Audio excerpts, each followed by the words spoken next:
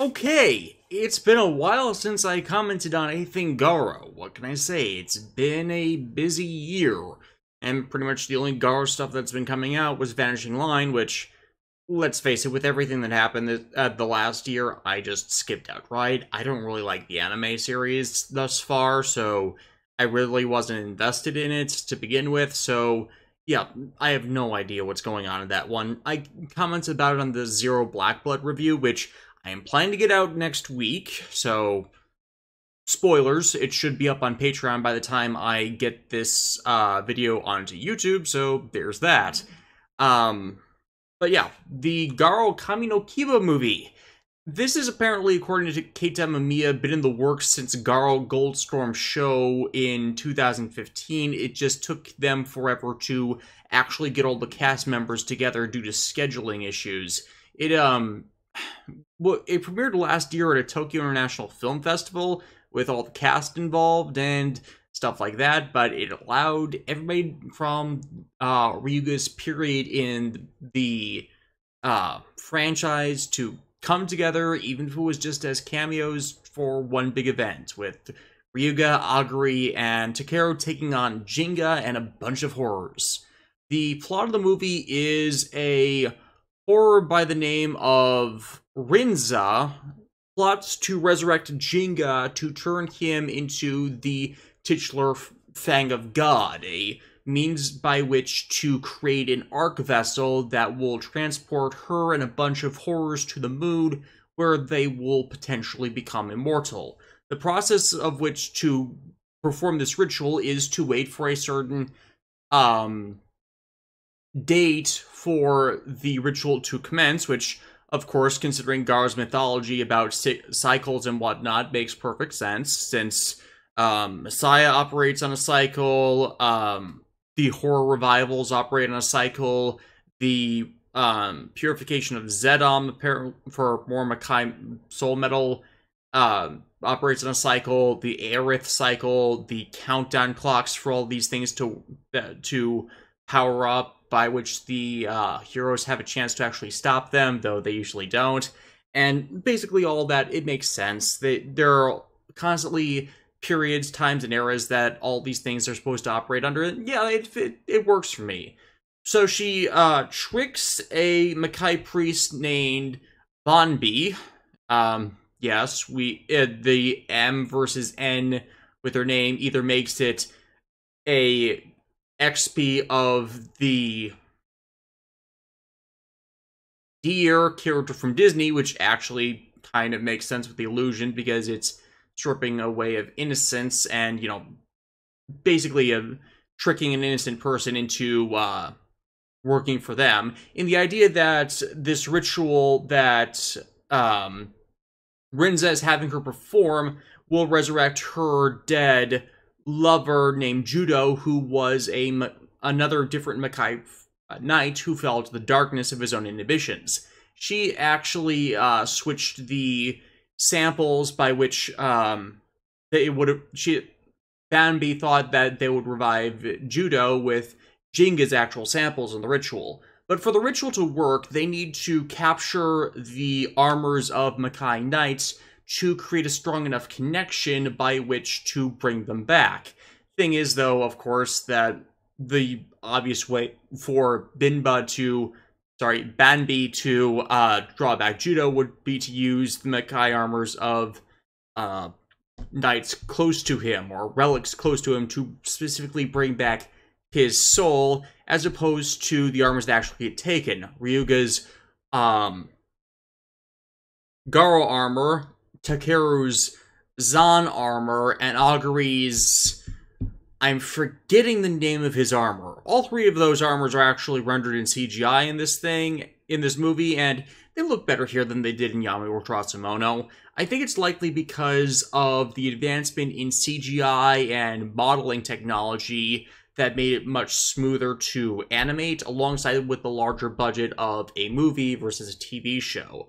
But regardless, all three of their armors are taken. Aguri's because he was actually a childhood friend of Banbi's and wanted to help her out before realizing, no, he'd been betrayed. So there's a bit of tension early on about all that, especially as Takeru has his stolen straight after, and Aguri showed up out of the blue when it was stolen, so he thought Aguri was helping her. Turns out it wasn't the case, but nonetheless, Takeru is quite angered by that, and as usual, Junya Ikeda steals the show in the Ryuga-era content when he shows up.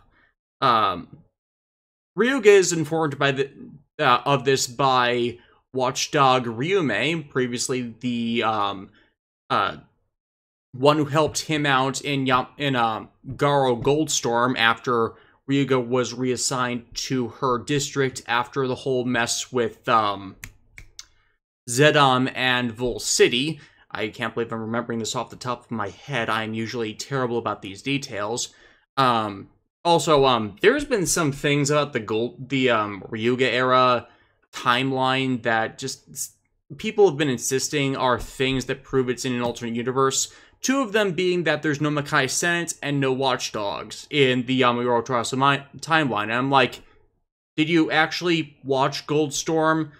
It clarified that the Makai Senate are the ones that gave Makai Priest Barai his orders, and he was in charge of the knights and priests under him due to his seniority. He was acting as a field agent since Vol City wasn't under a normal operational district under the Makai Senate, where they usually assign the watchdogs to oversee and deliver orders. Like, it was a lot of what Goldstorm did was reinforce the standard mythos of the series, because a lot of the rogue stuff people didn't like, but was later quantified that it was supposed to be outright rogue, like a special operation where you don't have all of these standard setting pieces. It helps clarify the continuity of it and provide consistency between Ryuga's timelines, the Ryuga time stuff, and the standard time, like the Saejima line stuff. Now, as I go over in the Zero Black Blood review, or at least the beginning of it, to complement when I commented about this in the beginning of the Yamaguro Terasu Mono review, we have had no confirmation of whether Ryuga's era takes place in an alternative timeline or just in the future. But regardless of whether of each is true, it's confirmed to take place in the 2200s, so it's in the future of either timeline either way, and that the mythos is the same between them. So, related timeline, alternative timeline, Makai Retzenden isn't proof of either interpretation due to Aeris's power limitations, and at this point, I don't really care at this point, as long as they keep things consistent within as long as they keep things consistent within Ryuga's story, I don't care. As long as they keep things consistent in Koga's story or Raiga's story, I don't care. I'm like, Garo, while it works better as a successive legacy series since it is ultimately about the legacy of the Garo armor, as long as each story with a respective Makai Knight is kept consistent, you know what? I will just let it be. I think that the fandom has been so obsessed with this stupid fan theory, which I talked to Aldo about this last year after the Yamaguro Terasu Mono reviews released, Aldo being one of the admins of the Tokopedia sites, and like, it did originate as a fan theory. It was nothing that anybody that there was no official interview related to it. There was no official content. And the people who have asserted that it is still true are still just citing this fan theory without any actual verification. Or at least they don't provide the verification from an official source. So it's like you're battling against you have no way to legitimately confirm that also doesn't contradict your assertion or prove your opposite is just as valid. So, you know what? I'm going to leave it alone. I'm going to bring this up in Goldstorm Show if I ever get around to reviewing it, which hopefully I keep with doing the Garo reviews. But yeah, I can show with Goldstorm Show how many things exist in Ryuga's time that are that weren't in Yamuro Terasumono, but make it match up with the previous stuff, and it's like, okay, you can think of it as an alternate universe as you want, but there are all these things in the setting that just, like, I don't want to say proves you wrong, but shows evidence of why that might not be. But, and, while I'm on that tangent, that was pretty much leading up to it, 2 other things happen in this, well, 3, technically, that show that might also not be the case. Ryuga is confirmed that he has, thanks to his mom's actions and his own actions in restoring the Garo armor to its golden shine, that he has taken it from a legacy of succession that was within a family. Now, we know that from the Saejima content, that the Saejima bloodline has been the keepers of the Garo armor for centuries. Like, it dates back to Garo the Crimson Moon, as Raiko Saejima is pretty much the beginner of the succession line in Japan. We're now, as I said before about this, the anime have their own continuity issues on whether they relate or not, but even from words in previous Garo material, it does go back that far. So if it's intended to be Raiko as the beginner of the line, then there you go. Again, I'm not that big on the anime because of narrative and lore contradictions, but that is neither here nor there at this point.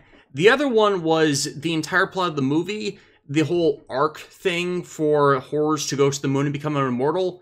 Yeah, that's a big lie. The actual plot of Rinza is to get Jinga to the moon and open a massive gate to resurrect and release Messiah, aka the god of all horrors. And Jinga is required for this because he's basically the same as Kiba and Barago from Chapter of the Black Wolf. It's basically the same plot because Jinga is another cannibal horror that is a cast-off post-Lost Soul Beast transformation of a Makai Knight. Instead of a Makai Knight falling to straight-on darkness and starting to devour horrors until it hits a limit that it can become a gate for Messiah's revival, which Barago thought he was going to just devour Messiah once it incarnated itself into...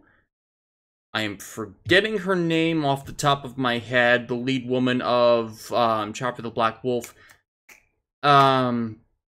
Begins with a K. I am terrible with names.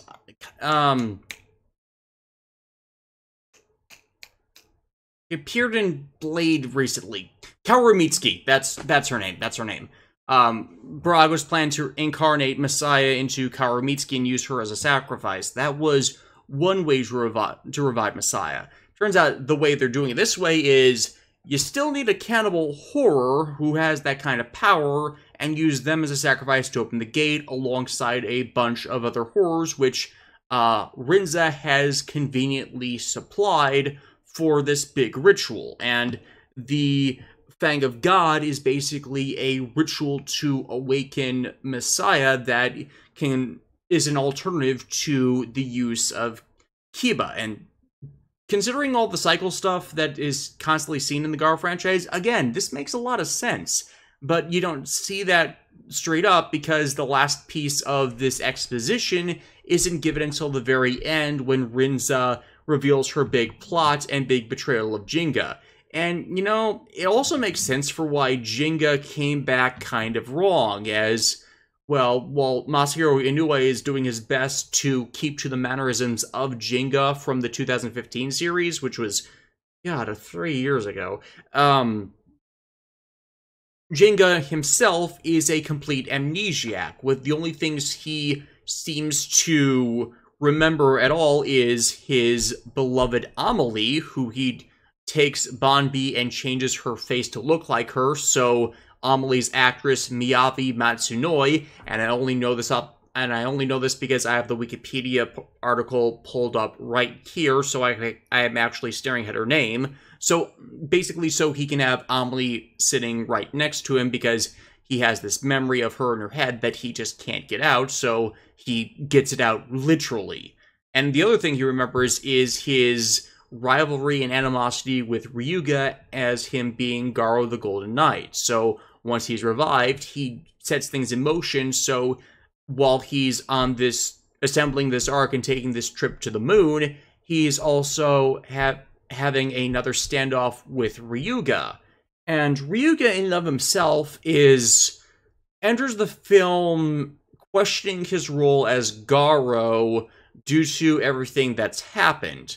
Ryuga opening the film by going under a training exercise that is not unlike those we'd seen of the Saejima family line. It is actually right here where they all but name drop the Saejima line, in Rian saying that what he was doing was not that off from a traditional training exercise the Saejima put themselves through on occasion. I'm thinking that they were trying to do something comparable to the standard shadow trial that unlocks for them Goten, their gold summonable horse.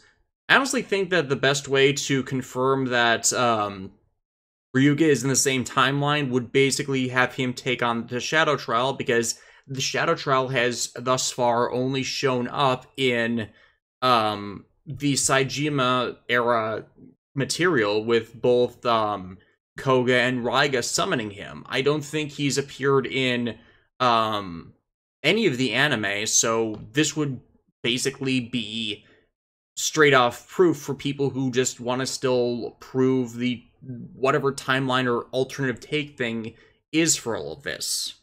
But regardless, when Jinga starts assembling the arc, he gives the armors back so he can have it out with all of the Makai Knights. And Takeru, Aguri, and Rian all get stuck in time, so basically, I should clarify the stuck in time point. The arc has defenses where it traps them in a time bubble that Rian frees them from later, leaving just him and Ryuga to take things on. So basically, Takeru and Aguri, as the movie enters the middle half of it, become kind of worthless to the movie.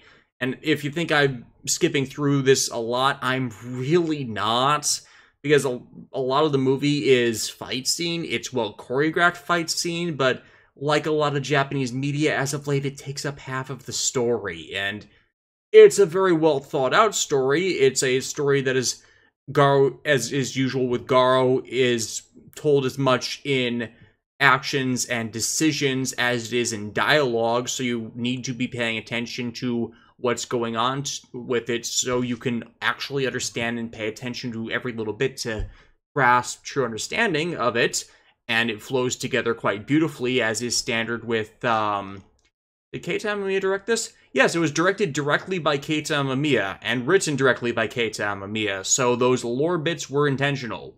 But yeah, it's a very fight-heavy movie with all of the lore and storytelling bits pretty quick. I don't want to say quickly run through, but by the end of the first act, you have all of the basics you need to know about the entire story, aside from the twists that pop up, like Rinza's big twist to her big plan to use Jinga to revive Messiah, and Amelie showing up by Jinga putting her face over Bombi and basically turning Bombi's corpse into a puppet and stuff like that. Rian having it out with Amelie and having to shoot her in the head to basically free Bombi from being Jinga's doll and stuff like that. All the way up to Jinga getting back pieces of his memory and just having set this all in motion to have one last final confrontation with Ryuga, where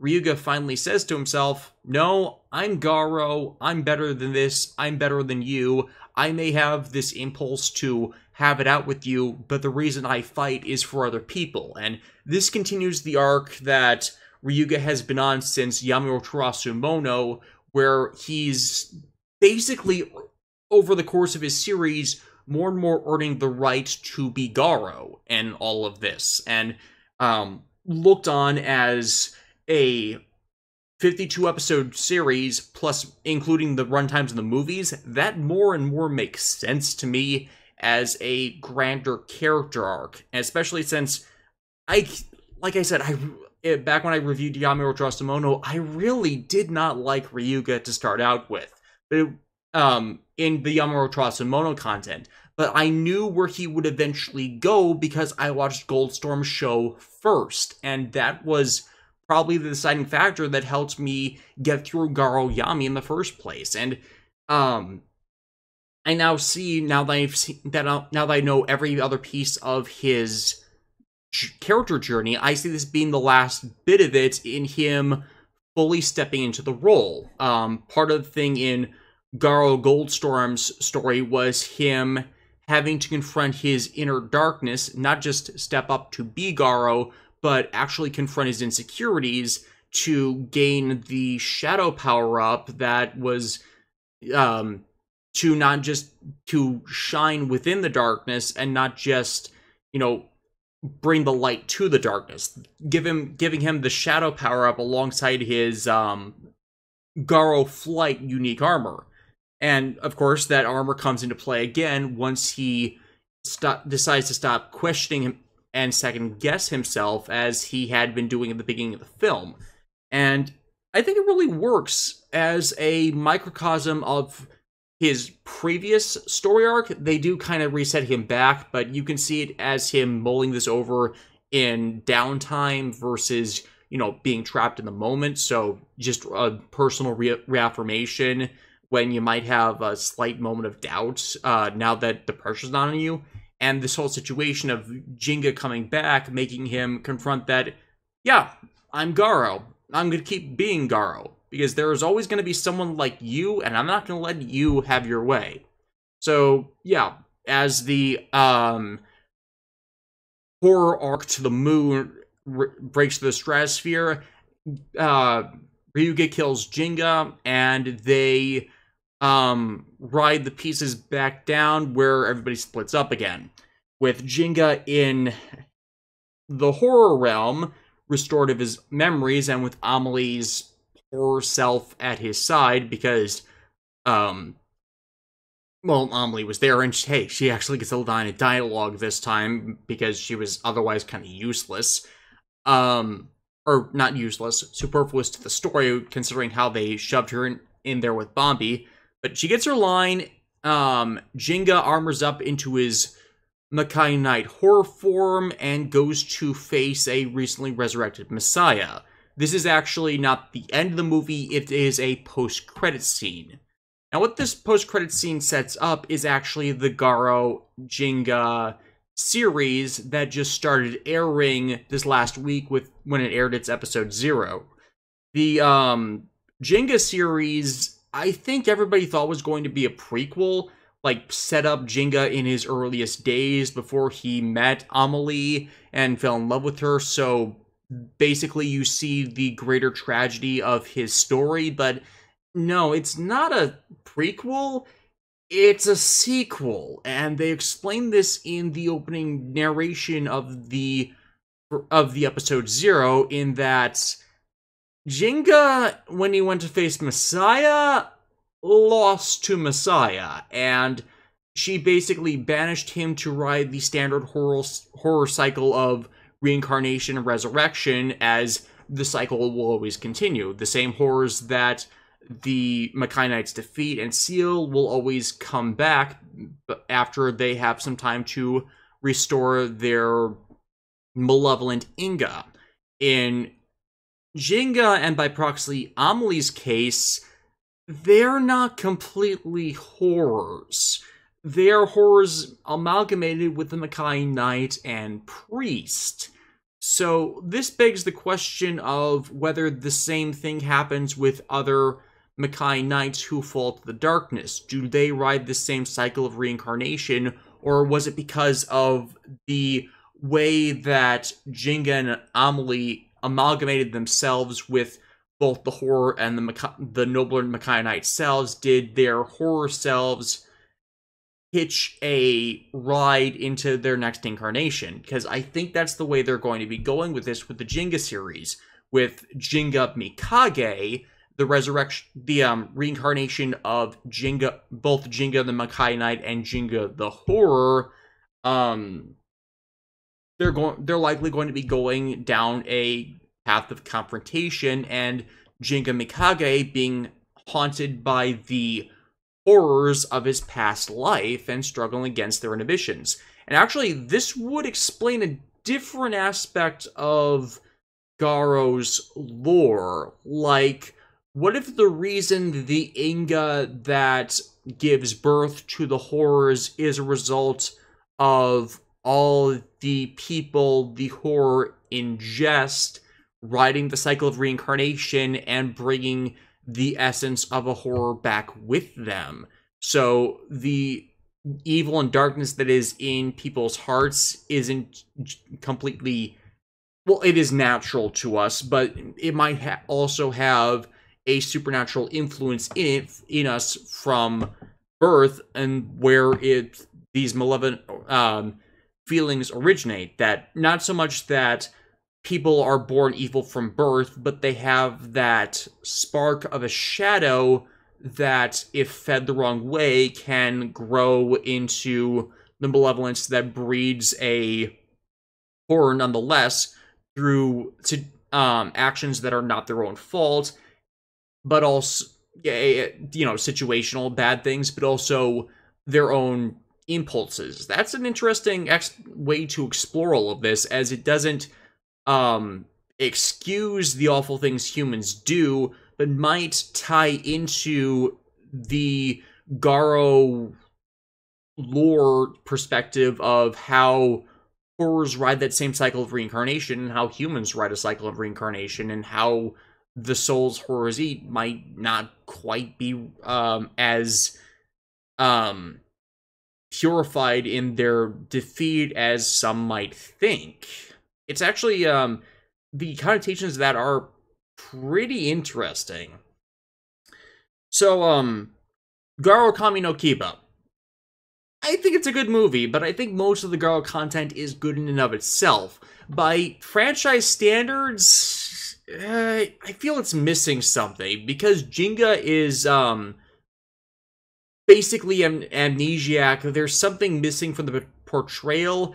Takeru and Aguri are not used appropriately for the movie. They're basically just shoved in there because they are actors and cast members from the first of Ryuga's stories, and I don't feel it's very balanced in their use of a lot of characters, which is, hey, if they give them the time to shine and the time to fight amongst each other and show the hard-won camaraderie and ribbing that they got from the Trasumono series. So I can't say anyone's out of character. It's just, I feel like this wasn't really something that warranted all three Makai Knights getting together for this. And, oh, if you're wondering about what happened to Daigo Akizuki from Goldstorm Show, he makes a cameo alongside Haruna, one of the Makai priests from that series, and basically saying that, yeah, they're busy with something else and that they're not joining into this.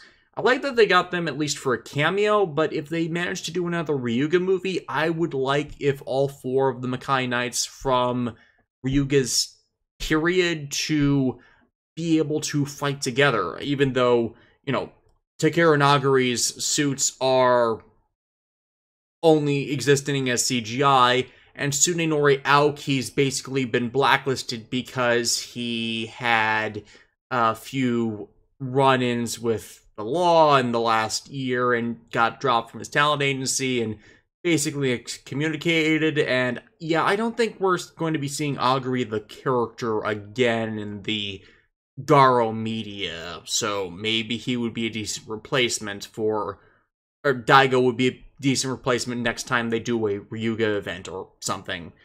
Yeah, Kami no Kiba, solid Garo-era movie. Then we get to the Jinga episode 0 stuff, and, well, like I said, they clarify in the beginning of episode 0 that Jinga Mikage is a reincarnation of the previous the previous horror slash Makai Knight Jinga, and he has been reincarnated this time as the Makai Knight Rose, spelled either R-O-S-E or R-O-Z-E, depending on who you listen to on this matter. And the Rose Makai armor, it looks like someone stapled armor back onto Horror Jinga's Makai Knight slash horror form, which makes sense because the implication with his armor is it was just a stripped away version of the beast or monster or demon that hides underneath the Garo armor. Basically a lost soul beast without doing the gigantic hulking CGI lost soul beast. Hell, if he needed a power-up, he could just go add wings to give the whole demonic implication of his armor. But yeah, the Rose armor, looks like you put the wolf motif back on over that. So already you're getting the motif of a potentially sealed evil hidden beneath a more noble facade that is Jinga Mikage's existence, and the question being laid whether it's going to be stripped away again to reveal the monster beneath. Already, excellent symbolism. But we also see a lot of Jinga Mikage's life in this, in that he's a dedicated Makai Knight who nonetheless struggles with the morality of what they're doing. It was brought up in Zero Black Blood that they're supposed to not judge humans. It's not their job. Someone can be evil and wicked and criminal by humanity's expectations, and yet it is not the Makai Knight's job to judge them, simply cut down horrors. And that admittedly is a hard ideal to live up to, because you want, a lot of people, like standard human state, is to want to help people and want to deal with, like, help each other out, help them through their problems, help those who are in need. And the horror he ends up facing against is one that has possessed a mother and entered into a contract with that mother to protect her children. The mom was going to be killed alongside her children when her husband, the kid's father, planned to basically reap the insurance money that he would get from their deaths to go away with his own mistress, only for the mom to instead kill both of them. The mistress first with her own actions, which likely summoned the horror to them, and then her cheating husband with the help of the horror. So the horror has been maintaining the woman's facade, or the woman has been assisting the horror maintain the facade, either, or rather feed the horror so she can stay with her kids. So regardless of how that actually balances out, basic point is the mom is still acting like a mom to her kids, and the horror-possessed mom has no intention of eating the kids, as they're an excellent cover for their activities. And what she goes around doing is killing and eating the people who come onto her, as well, from the horror and the twisted perspective of the mother's perspective. Anyone who would, like, act excuse me, act lecherously towards her is in similarity to the bastard husband who tried to kill her. So it makes it think that she and it are acting in self-defense of herself and these kids. And this is the angle it attacks Jinga on, in that, is it really that amoral to protect the innocent in this? Isn't that the same thing that Jinga's doing? And shouldn't this horror, who is otherwise going to be isolated to these targets who are already morally bankrupt people, be left alone? And in previous Garo series, the response to that is almost immediate, that this does not excuse your actions. Two wrongs are not going to make it right. You're just using this as an excuse to eat and breed more malevolence to bring out more horrors. And yet Jinga, not just because he has this underlying horror self, but because of his own experiences, hesitates, as he knows what his duty is. He knows that he shouldn't be the one to judge humanity like this and let horrors go, and yet he's haunted by the specters of his own past because, well, both his mother and his father, a Makai priest and Makai knight themselves, ended up becoming possessed by horrors and having to cut them down. Now, there is an extreme ambiguity over whether or not they actually were horrors, or whether the belief they were horrors was a manifestation of the past life Jinga has within him, as both of them, like, in this timeline, in this reincarnation, Jinga has a younger brother named Toma who gets caught up in all of this, and after seeing their mother's dead body, Toma then believes that Jinga is the one that's actually possessed by a horror, only for Jinga to shove him out of the way as his father attacks him. So the question is whether their dad was actually going to miss Toma in this, or if Jinga just saved his life. It's all in really well-shot ambiguity from Jinga's perspective. He might not know that his past life horror self had manifested and twisted his perception, or if that actually was played straight and his parents were possessed, if his parents were actually possessed, or just a twisted perception to think they were, that he then tricked his brother into believing with the outcome of all of that, which his brother Toma is also, training to be a knight under another Makai priestess that was initially assisting Jinga.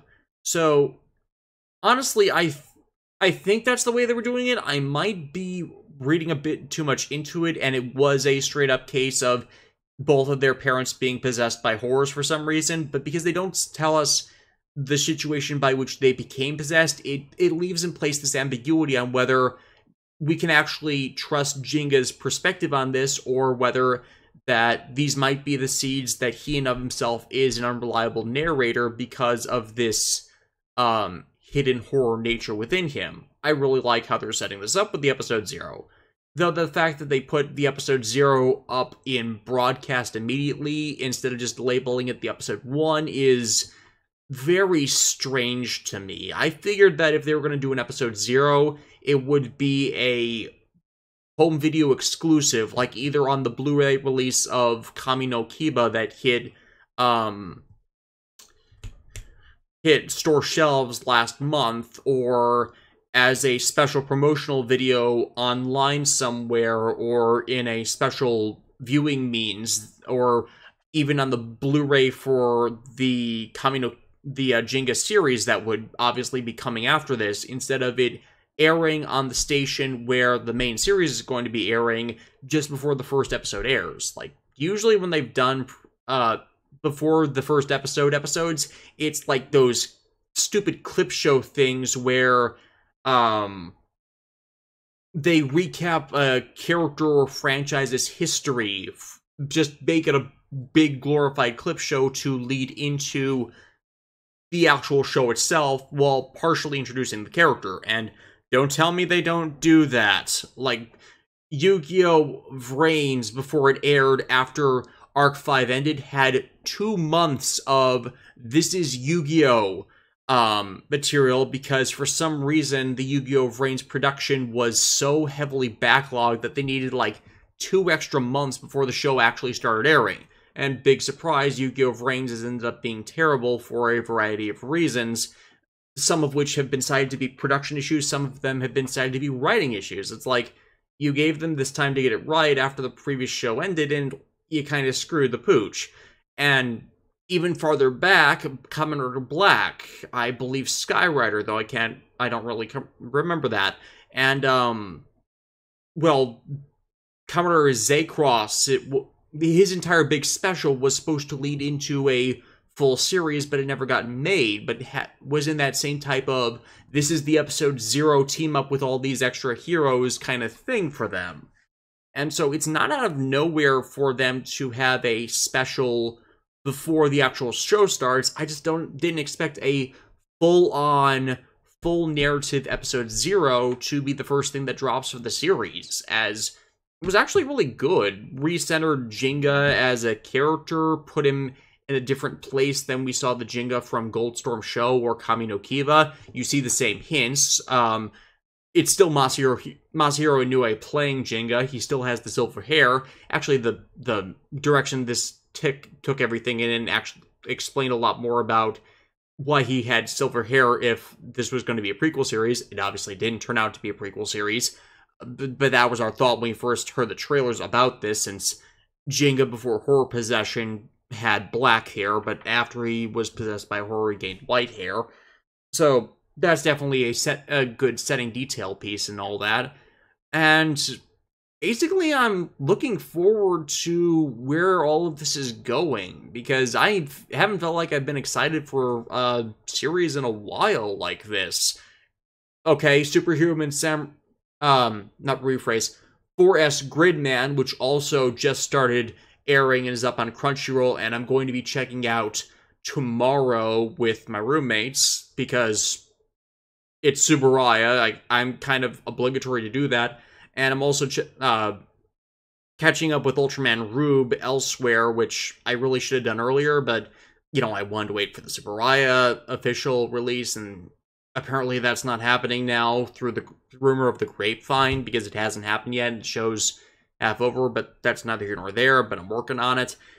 And just, like, I feel like I'm gonna have a good time with this. I really do, and hopefully it doesn't disappoint me. There'll probably be a few episodes in there, but usually the live-action Garo series' storytelling is pretty solid, so I'm likely not going to have a disappointing time like I did Zero Dragon Blood. So yeah, this actually went a bit longer than I thought it was going to, but yeah, those are all my thoughts on Kami no Kiba. Good movie. If you're into the Garo stuff, watch it. It continues a few views I have on this stuff, and you'll have fun with Junya Ikeda as he's still giving 110%. Masahiro Inoue, as usual, is fun, and why I like him as an actor, even though people keep going Honore Decado with him. And yeah, have a good time with it. I've had a good time with it. I will see you all later.